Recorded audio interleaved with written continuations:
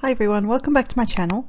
Today's card's going to be a little scenery card, and I'm going to use Fawn's Llama Tell You, and year 10 for the stems. I've got waffle flowers. I think this is the A2 layers set, so there's loads of bits in there. And then I've got stitched mountain border and the stitched hillside borders from Fawn as well. And as always, I use whatever white cardstock I've got just to see what happens. So for the ground or the sand, I'm going to use some antique linen distressing. This is just the normal distressing as opposed to like the oxide.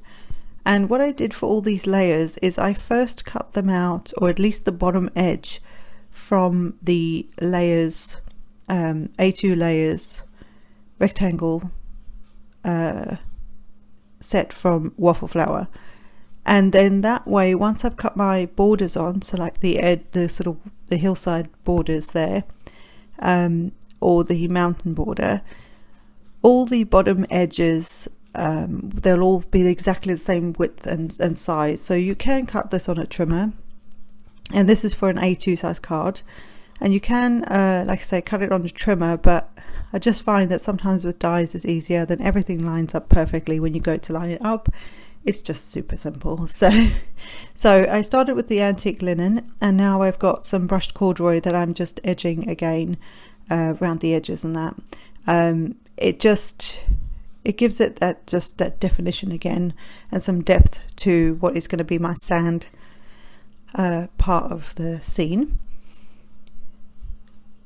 Now I'm going to take some walnut stain, and I haven't dragged this color out for a long time.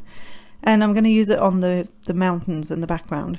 And it's one of those weird sort of browns where it's really quite dark, and it's not like chocolatey dark.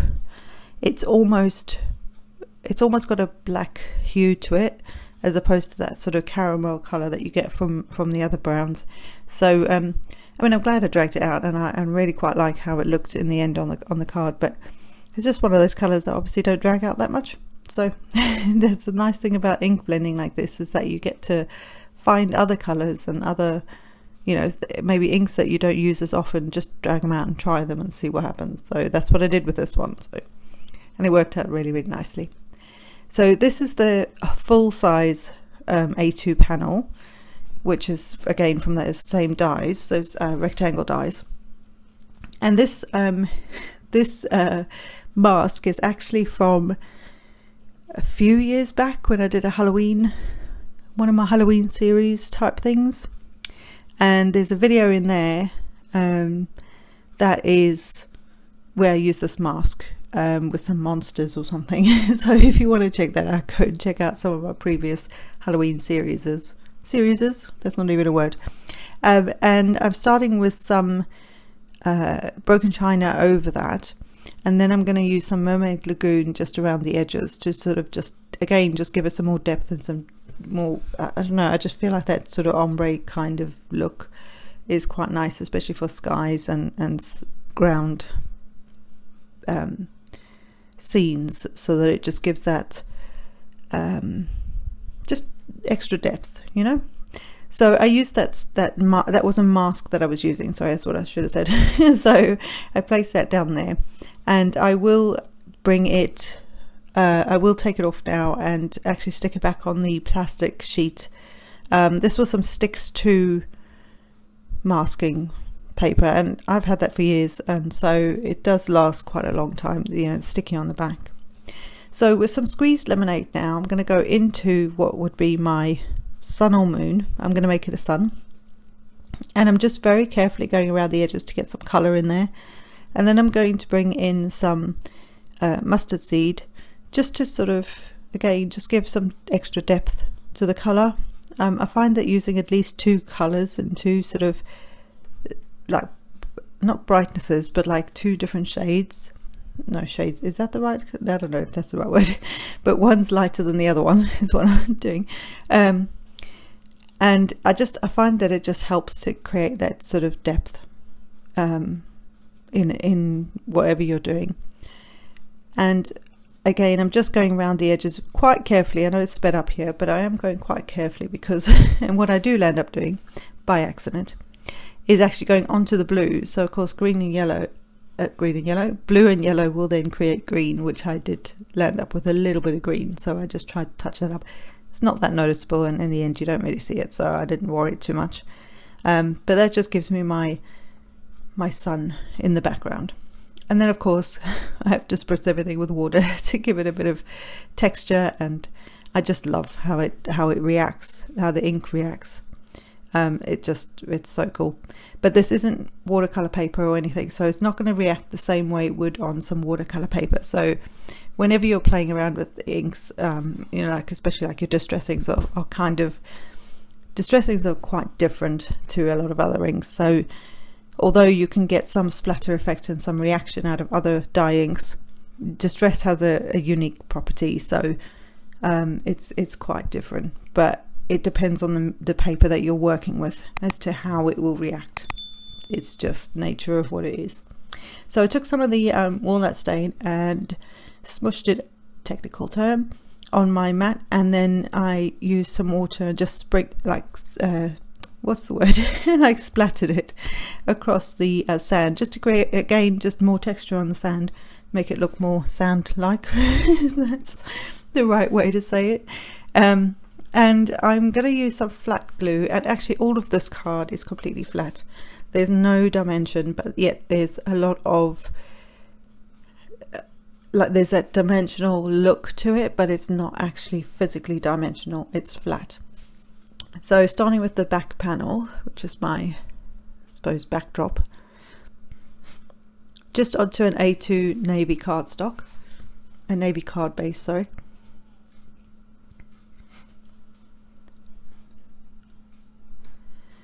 And then I'm going to layer my clouds on.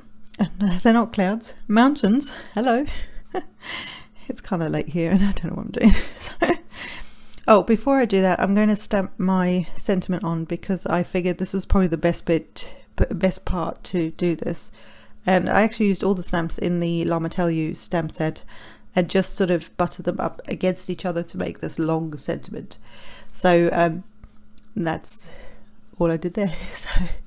And I also got some adhesive on the back to save a bit of time for you guys. But you see how using the rectangle die means that everything lines up perfectly at the bottom edge, and it's just super easy to just layer each bit on. It's just such a cool way to do this. And for these guys, I actually don't want their pots on them, so I'm going to trim them down. But I also, when I layer on the sand, I also only put the adhesive just on the bottom edge of it, so that if I want to stick something behind the sand, like I've done with that first one, then I've got space behind there. And that way he'll fit, basically. And again, I'm going to just stick some tape on the back there, and then I realized he's too long, so I just trimmed some stuff off. Some of his little pot off, because I wanted it to look like he was in the natural habitat, not in a pot. And then my llamas, I'm going to put them on the sort of arrange them to start with, and then I'll go in and stick them flat. But I just think it was so cool that this whole thing was created and it's completely flat.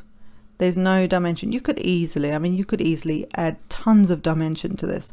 Every single layer you could add foam, like use fun foam as your the sort of the bit to raise it up, sort of thing.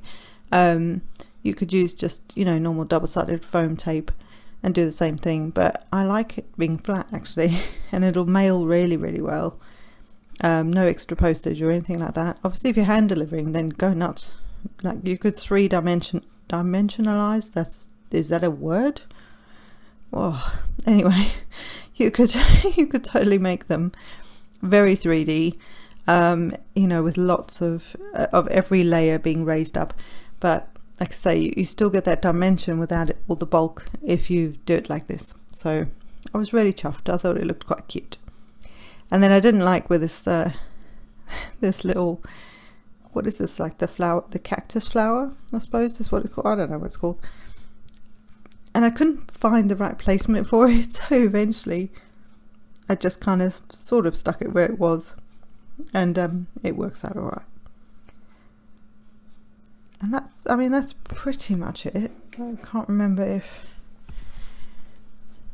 Oh, there were also some little speech bubbles, and I was going to use them with some tiny little sayings for all of them to say something.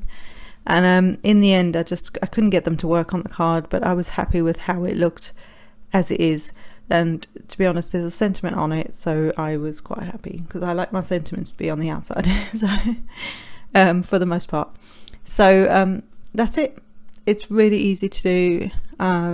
You know, even the mountains and the sand part.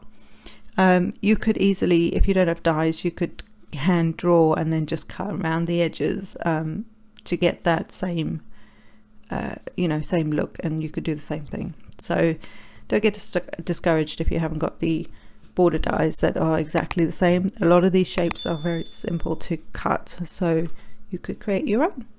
So I hope you've enjoyed this, and I will see you next time. Bye. That was the table, by the way.